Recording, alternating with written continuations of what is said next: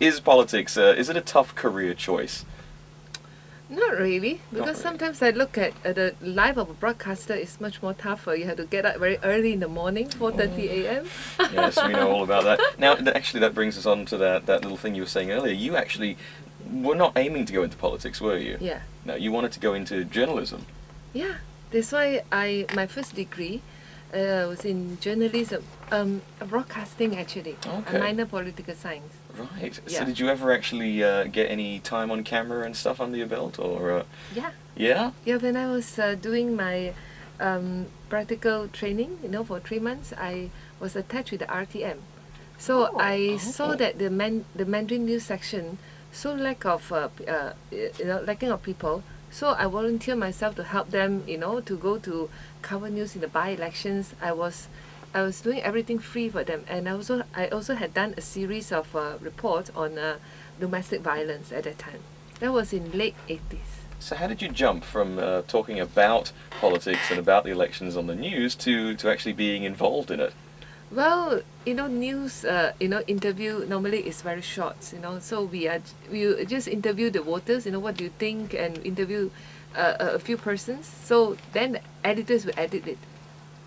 So Okay. it's quite simple. Okay, so how did you make the jump then into politics?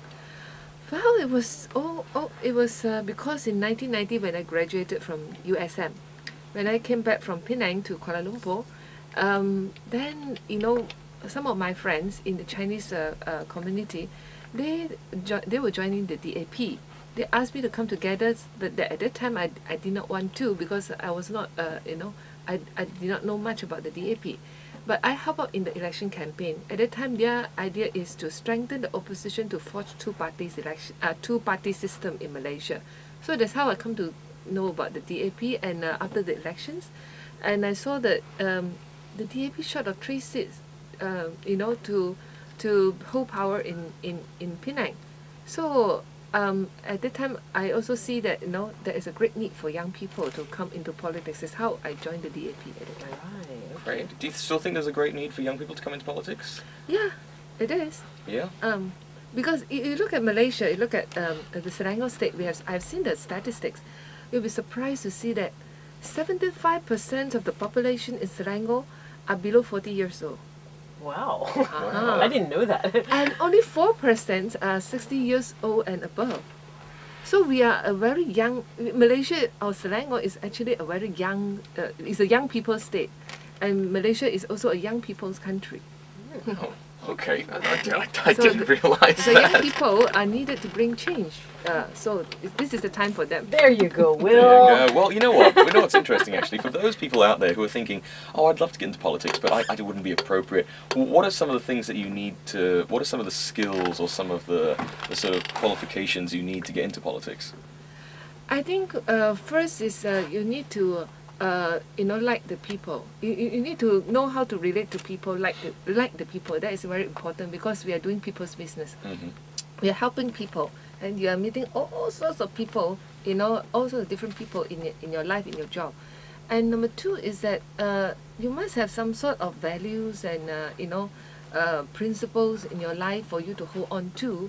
Otherwise, you will find that when there is conflict of ideas in the party, when there is argument and quarrels, in the open space, you will find that what am I getting into now? So if you don't hold on to certain principles, ideologies, or it's very difficult for you to go on. And I think number 3 is that politics. You look at Malaysian politics especially. It's full of events, full of up and downs. It's like the soap opera in the Yes. TV series. It's interesting, and we learn a lot in politics. When there's economic downturn, we all come to learn about economics. How things go and all that. When there is anything to do with certain high-profile court cases, we all learn a lot through the court trial. So when certain bills, controversial bills, are presented in the parliament, a certain amendment, then we all learn about the law. And sometimes NGOs and academics come to brief us from time to time. And I think that in politics we learn, it's just like journalists, we learn much more, than people in other industries. So it's fun, it's interesting. Great. A little while back, we actually, I think when we first started talking about you on the show was actually after, just around Chinese New Year. That's right. So lovely set of Chinese New Year cards that you came up with. That's right. Just in case you didn't see them, I'll just describe them quickly. When you open it up, of course, they have a little picture of, I think it's like a chaise lounge or a couch with 5 different versions of you seated in different positions, with different outfits, holding different sort of thingies. It was a lovely card, very nice photographs, and I remember we were all saying that, this is amazing, because we'd never seen anything as sort of creative. Yeah, exactly, creative and as personal from anyone in politics since then. Okay. What was the idea behind this? Was it your idea? Well, it wasn't my idea, but at that time, election. We know the election is approaching, so I bounced into a friend who is in advertising line. He's also my sister's friend, so he was very fed up with the situation, and then he said he wanted to see how he can help me out and help the opposition parties. So I said, well, no, Chinese New Year is coming. Can you help me to design a Chinese New Year card? So he said, can, and then he asked me to go to his studio and asked me to bring a few more Chinese New Year clothes to his studio. So I did. So then only he told me that that is his idea, and I spent 4 hours. Oh my God! From 9, I think around 9:30 p.m. they had to do makeup on me, and when I left the place, I think it was about 2 a.m. or 2:30 a.m. Wow, gosh. Yeah. So that's the first time I learned how to be a model.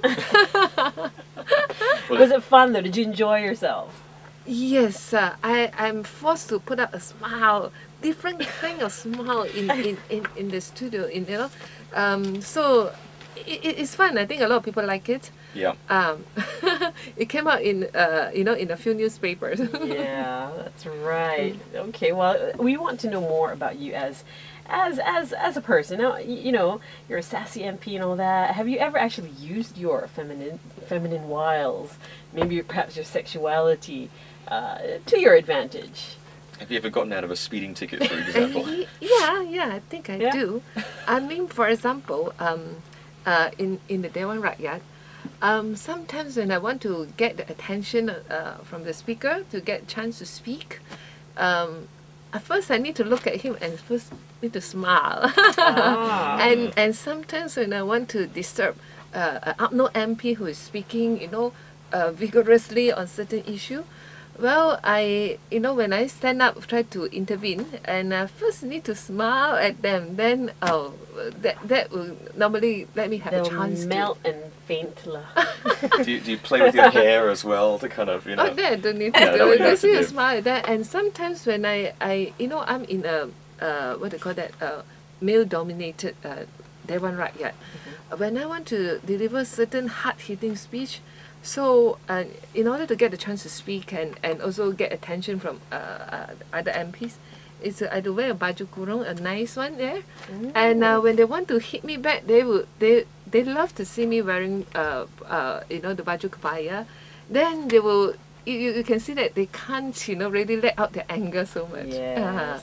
And also I think that to deal with government officers, it's important that to show your friendliness to them, and that's how sometimes I get a lot of things done. Okay. Now Jenny here has SMS. She wants to know where powerful women go to meet men. So tell us, Teresa, where do powerful women go to meet men? Well, I'm meeting men all the time. In the parliament, 90% of the MPs. Not those guys lah. Yeah, Dewan Rakyat, not the best selection of eligible bachelors, really. They have to crossover. Yeah. If I choose any of them. Or have to be the second one or the third one. Yeah. Oh, go there, ladies. So dear. where do powerful women meet men? I mean, you do get to meet all sorts of different kind of guys. Yes. Well, I think we meet. I should say that I still say that I meet men all the time. Of course, especially after elections, ever that normally will happen. You will receive some rather funny SMS or emails. Oh, those ones. Okay. Okay. But after a while, if you ignore it, it won't go on. Okay. Don't you find that men are occasionally, intimidated by powerful women? I think some men do. I do face, especially when there is competition to be candidate, competition for certain job or position. I think I do face jealousy and the kind of rather hostile attitude from men. I think this is normal, Okay. And I guess the big one really is, how long do you think it's going to be until Malaysia has its first female Prime Minister? I think not in my lifetime. Oh, because we were that's rooting for sad. you, actually. Oh, thank you. Okay. Oh dear. Okay. You know what? We've got so many SMSs and so many questions coming in, but unfortunately we can't actually get to all of them. Thank you so much once again for coming and talking to us this morning. It really was a pleasure. Yeah, it's my pleasure. And Thank you. yes. Maybe we'll see you again soon. Yeah. Okay. And we wish you all the best for everything that's going on, in and around the world of politics. Yes. Okay. Please give me more support. Definitely. Of course, if you do want to go and lend some support, you can actually check out the blog, which is teresakok.com. Yeah. Go and check that out, the Sassy MP blog, and of course you're also on Facebook as well. Yes, yes. So if people add you, you'll friend them as well. yeah, yeah. I Okay, will. and we can super poke front Yeah. wall. Okay, sure, great stuff.